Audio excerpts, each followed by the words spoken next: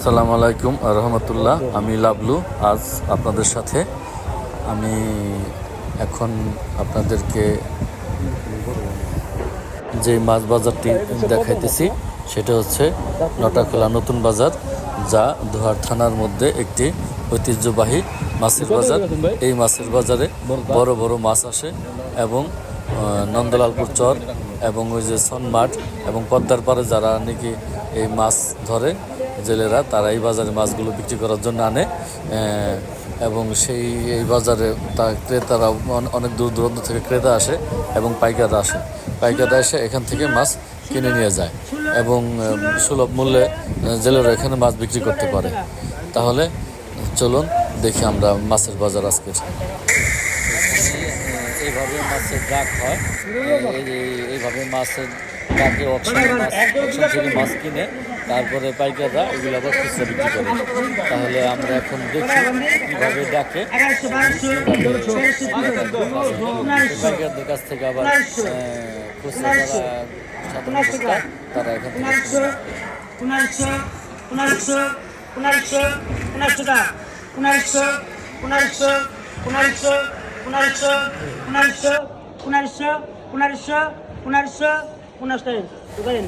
এইভাবেই প্রতিদিন এখান থেকে মাছ ডাকের মাধ্যমে, যাকে অকশন বলে, ডাকের মাধ্যমে এইভাবেই মাছ বিক্রি করা হয়। প্রতিদিন প্রচুর মাছ আসে, এখানে দূর দূরান্ত থেকে মাছ আসে এবং অনেক ধরনের মাছ পাওয়া যায় এবং বড় বড় তাজা তাজা মাছ পাওয়া যায়।